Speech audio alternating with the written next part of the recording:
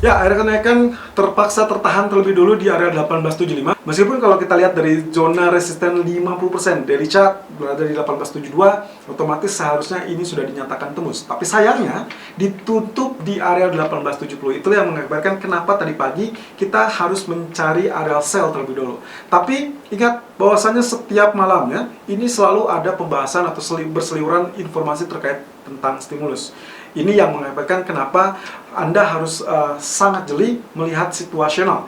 Mungkin saja di pertengahan malam atau let's say memasuki sesi Amerika, Anda harus merubah strategi Anda, bukan kembali sell, tapi justru mencari area buy on dip. Dan itu yang akan kita lakukan hari ini. Karena tadi pagi, kalau Anda simak dengan chart gold yang sempat kami share, kami sempat memberikan rekomendasi untuk melakukan sell dan TP kedua kita sudah tercapai. Artinya, untuk sisa sepanjang hari ini, saya hanya akan mengupdate strategi selanjutnya yang mungkin saja kita perlukan untuk mengantisipasi kemungkinan rebound ataupun rally. Karena apa? Di grafik 4, saya menemukan ada potensi nantinya kita akan melihat big inverse head and shoulder. Kalau di satu atau mungkin satu pekan yang terakhir, kita sempat melihat area inverse head and shoulder, which is area targetnya pun sudah tercapai di 1868, 1869 kemarin. Tapi untuk kali ini justru kalau Anda perkecil ruang lingkupnya atau grafiknya, Anda akan melihat zona yang paling fantastis, dan saya mencurigai itu adalah akan terjadi dalam beberapa waktu ke depan. Inverse head and shoulder, tapi kategorinya lebih besar dari yang sebelumnya.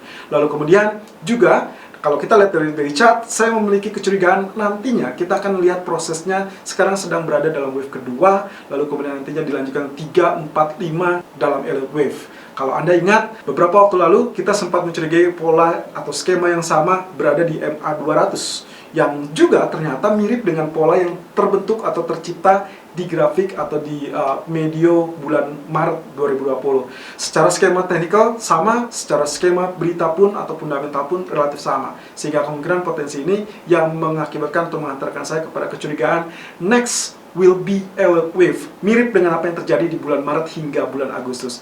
Kalau ini yang betul terjadi, artinya kita dalam fase awal koreksi yang kemungkinan potensinya hanya relatif tertahan, lalu kemudian nantinya kita bisa manfaatkan sebagai wave ketiga yang jauh lebih panjang dari wave ke-1, dan itu artinya, kembali saya ingatkan, ini adalah kesempatan untuk Anda manfaatkan seasonal event sampai akhir tahun atau bahkan awal tahun depan. Atau bahkan kita bisa extend sampai bulan Februari menjelang Imlek ataupun Lunar New Year. Kita akan lihat technical view untuk kali ini. Kita tidak akan melihat dari segi berita yang terlampau bermacam-macam, karena dalam satu pekan ke depan otomatis yang sangat dinanti-nanti oleh para pelaku pasar adalah kebijakan terkait paket stimulus. Technical view 9 Desember 2020. Irfan untuk Agrodana. Technical outlook untuk DXY atau US dollar. Hari ini kita lihat areal penurunan kembali terjadi setelah sebelumnya lagi-lagi areal candlestick yang tidak terlampau tinggi, tidak terlampau rendah juga, namun cukup kurang lebih selama 1 2 3 ya, 3 hari terakhir kita lihat di sini volumenya tidak terlampau besar juga, lalu kemudian bentuk candle cenderung dengan real body yang relatif tipis. Ini menandakan volume yang relatif tipis juga sebetulnya. Lalu kemudian doji candle lebih utamanya, dan betul ya, kemarin ternyata setelah kita lihat 2 hari berturut-turut dengan bentuk doji candle, lalu kenaikan relatif tertahan di area yang sama. Kemudian kemarin pun persis dengan perkiraan kita bahwasanya akan dibalas dengan doji candle, namun dengan potensi switching kembali ke area tekanan. Dengan demikian, hari ini seharusnya akan kembali dalam fase tekanan yang cenderung memang kembali dalam jalurnya. Ingat bahwasanya area yang sudah kita kupas dari sejak Maret, lalu kemudian ini adalah konsolidasi, lalu kemudian ini hanya fase istirahat sebentar, dan 50% sama sekali belum tembus, yaitu di area 89.36. Sampai saat ini dolar masih tertahan di area 90.80, dan 2 hari yang lalu hanya relatif tertahan di 90.48. Jadi relatif tipis, kita akan lihat potensi pergerakannya, tapi ya seperti biasa, begitu ada kenaikan yang relatif tipis, biasanya di pertengahan malam akan dihajar atau ditekan kembali dipres kembali dengan berita-berita yang relatif menyudutkan dari sisi dolar. Areal juga sama, lagi-lagi saya ingatkan areal garis kuning saya tetap masih menggunakan ini sebagai acuan kita, dan Anda seperti Anda lihat sendiri, kemarin kita sudah memperkirakan akan ada swing high yang kemudian relatif terbatas lagi, dan ini yang akan terjadi otomatis untuk hari ini. Saya kecenderungan ini akan memegang penurunan. Nah, nantinya kita akan lihat kalau memang ini ternyata bisa menembus zona support 90.50, berarti otomatis kita akan melihat kenaikan kembali terjadi pada sisi gold. Nah, kemudian di grafik H1-nya sendiri, arealnya ya juga persis dengan apa yang sempat kita kupas, bahwasanya dia akan hanya berada di konsolidasi, lalu kemudian areal tengah mungkin relatif dekati tapi juga tidak berhasil tembus. Otomatis yang Anda lihat sekarang ada potensi dia menembus kembali, persis dengan apa yang juga tadi pagi kita share di sesi chart forex, yang mana kemungkinan potensi A lah yang akan terjadi. Otomatis dia akan mengejar area 90.60 yang menandakan potensi penurunan akan berlanjut. Technical view gold 9 Desember 2020 per jam 11.45 menit waktu Indonesia bagian barat, high 1870.60 dan low 1855.40, running price 1858.80. Selamat untuk Anda yang berhasil memanfaatkan chart yang sempat kami rekomendasikan tadi pagi, di mana area sell berada di area 1868 ataupun 1870. Lalu kemudian TP kedua kita berada di 1857. Artinya dengan area low yang sekarang tercatat 1855, tuntas sudah area target kita. Tapi apakah hari ini masih tetap bisa lakukan sell apa tidak? Kalau Anda simak dengan video penjelasan kemarin ataupun dalam 2 hari terakhir tentunya, saya sempat mengatakan pasca kenaikan mengikuti skema penembusan ataupun MA 200 dari pola yang sempat terjadi di bulan Maret. Nah, yang saya curiga selanjutnya adalah setelah ini terjadi, copy paste-nya sudah terjadi ya, persis ya. Jadi dia turun menembus MA 200, kembali naik menembus MA 200, dan ingat skema beritanya pun sama. Skema berita yang terjadi di sini awal pandemi ke panic selling, lalu kemudian terjadi demand yang cukup besar karena informasi terkait stimulus fiskal ataupun stimulus moneter. Nah, di areal November Desember juga sama. Kemarin dia sempat tembus dengan harapan bahwa vaksin akan memulihkan segala sesuatunya dengan cepat. Lalu kemudian ternyata kenyataannya tidak seperti demikian, dan di sini dia kembali tembus MA 200 ke atas dikarenakan ada informasi terkait paket stimulus fiskal ataupun paket stimulus moneter. Dan dengan demikian skema grafik di bulan Maret dan bulan Desember relatif sama, lalu kemudian skema berita juga relatif sama, maka patut dicurigai adalah wave selanjutnya, yang yaitu pergerakan setelah dia mengalami naik atau rally, lalu kemudian dia koreksi dan dilanjutkan dengan rally berbulan-bulan. Dengan demikian, kemarin pun saya sempat mengatakan kalau memang ini yang akan terjadi, elite 1, 2, 3, 4, 5, maka di sini pun akan layak kita nantikan akan terjadi elite wave. Sayangnya sampai kemarin ada kenaikan terus bertubi-tubi menjadi-jadi, bahkan sampai menyentuh 1875, dan saya juga mengatakan bahwasanya kita sedang mencari area titik pangkal dari wave ke-1, lalu kemudian kita harapkan dengan area koreksi, dan semoga saja area ini memang betul-betul terjadi karena pagi-pagi memang sudah mengalami penurunan. Nah, yang akan saya lihat kalau kita asumsikan wave-nya sama, maka ukuran yang paling pantas kita coba lihat di sini.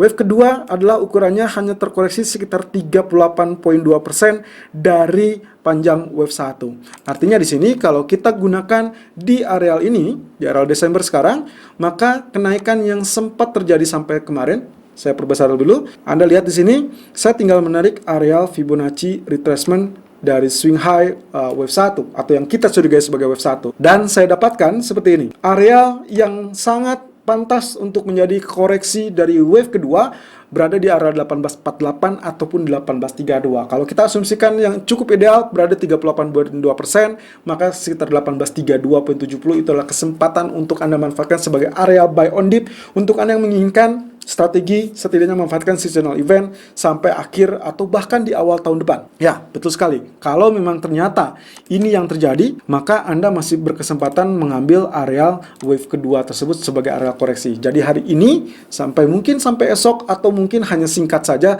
penurunan yang cukup cepat tapi membentuk tail yang at least 1848 ataupun 1832. Jadi 1848 support pertama, 1832 support kedua untuk Anda yang ingin memanfaatkan medium medium term in case ternyata betul-betul terjadi yang namanya Elliott wave. Nantinya pasca dari sini kalau memang ternyata tersentuh ataupun hanya mendekati saja, lalu kemudian dia akan membentuk wave ketiga yang panjangnya relatif lebih panjang dari wave pertama. Artinya lagi kalau kita lihat dari areal yang sempat terjadi bulan Maret, pasca terjadi koreksi wave kedua, wave ketiganya pun dia mengalami kenaikan yang cukup fantastis, barulah nantinya dilakukan rangkaian selanjutnya wave keempat dan wave kelima. Dan kalau kita lihat dari grafik H4, arealnya pun pantas. Areal koreksi pantas. Apalagi kemarin tidak berhasil menyentuh areal 161,8% di areal 1880 atau 1882. Dan kalau Anda lihat historical price berhimpitan dengan area Fibonacci expansion 100% di area 1859.80. Yang artinya lagi sampai saat ini dia nempel di area tersebut, berarti kalaupun nantinya dia terpantul sangat wajar karena ini diasumsikan sebagai support yang relatif kuat meskipun sempat terjadi penembusan berupa tail. Nah, lalu support keduanya di grafik 4 menunjukkan 1845. Ini artinya sama dengan zona yang kita nantikan kalau memang skenario Elliott wave untuk wave kedua akan terjadi atau sedang dalam pembentukan. Nah, kemudian di sisi lain, kalau saya abaikan Fibonacci expansion ini, saya coba merefleksikan atau mengingat kembali apa yang sempat terjadi dengan inverse head and shoulder. Beberapa hari yang lalu atau pekan lalu lebih tepatnya, Anda ingat left shoulder, head, dan ini adalah bagian right shoulder. Ya, betul sekali, tipis sekali right shouldernya, tapi ternyata neckline langsung ditembus dan kita mendapati arah kenaikan berlanjut. Dan dalam satu pekan terakhir, kita sudah melihat arah kenaikan tersebut sangat fantastis. Kali ini yang akan saya lihat, kalau saya perkecil seperti demikian, saya melihat bukan yang kecilnya lagi, tapi saya coba lihat areal yang besar. Artinya, kalau kita lihat dari tanggal 9 November, mengalami penurunan cukup kencang, lalu kemudian dia rebound, lalu kemudian dia terjungkal kembali, dan sekarang sedang berusaha untuk mengalami kenaikan. Artinya, kalau Anda lihat, ini adalah left shoulder, lalu swing high, kemudian ini bagian head, dan ini swing high, kemudian ini sedang terkoreksi. Kalau misalkan ternyata tertahan 1845 atau mungkin relatif sama dengan area left shoulder, maka ini sangat pantas dijadikan bagian right shoulder. Dan nantinya kita akan melihat areal neckline seperti demikian. Kalau ini yang terjadi, maka neckline kita akan berada di kisaran area 1871 ataupun 1872, yang artinya kembali persis dengan zona 50% di Fibonacci retracement daily chart, yang kalau ini ditembus, maka potensi kenaikan akan berlanjut setidaknya mengejar dalam beberapa hari atau mungkin dalam beberapa pekan. Karena Anda lihat sendiri, area ketinggiannya cukup fantastis. Jadi kalau kita lihat seperti ini, area ketinggian, maka kemungkinan perkiraan saya seharusnya area ketinggiannya relatif sama dengan yang terjadi pola penurunan di tanggal 9 November yang lalu. Ya, ini kedalaman head. Kalau saya tarik ke sini, ternyata relatif sama. Ya, artinya kalau saya gunakan di areal neckline sini, maka nantinya kita akan melihat zona 1987 kembali, tapi dalam beberapa proses tahapan yang cukup panjang dan melelahkan. Tidak dalam satu hari, tapi dalam waktu proses berminggu-minggu. Tapi sampai saat ini, kurang lebih kita simpan saja ini sebagai kecurigaan kita terkait dengan adanya atau potensi yang kita sebut dengan inverse atau big inverse head and shoulder. Dan terakhir, kita lihat di grafik H1 yang tadi pagi sempat kita kupas sebagai areal sell, itu sudah sangat benar karena saya melihat ini seperti megaphone atau kita kadang disebutnya dengan areal expanding triangle. Hitungannya sama, 1, 2, 3, 4, 5. Jadi kemarin sebetulnya pemuncak di 1875 itu masih tertahan di bagian ini. Lalu kemudian pagi tadi dia hanya berkutat di 1870 dan persis dengan apa yang kita harapkan, penurunan sudah lebih lanjut. TP kedua pun sudah di situ 1857. Sampai saat ini 1855 sangat bagus menahan, tapi ingat bahwasanya penurunan ini mungkin relatif sesaat karena kita masih menantikan terkait pembahasan paket stimulus di Kongres. Yang kemungkinan potensinya kalau kita lihat zona 1852 akan menjadi zona support yang cukup efektif, lalu kemudian dilanjutkan dengan 1844 ataupun 1848. So, untuk hari ini, siang atau mungkin nanti kita akan lihat sampai sesi Eropa selesai, maka kemungkinan potensi penurunan mungkin masih bisa terjadi sampai 1851 ataupun 1848, lalu kemudian nantinya silakan switch strategi Anda untuk melakukan buy di kisaran 1848 ataupun 1852, dengan target pertama saya perkirakan pantulan akan terjadi 1857 ataupun 1858, dan target kedua akan berada di 1863. Kemudian stop lossnya sendiri Anda bisa gunakan di zona 1840.00. Selalu gunakan stop loss dan risk management sesuai dengan equity dan strategi trading Anda. Irfan untuk Agrodan.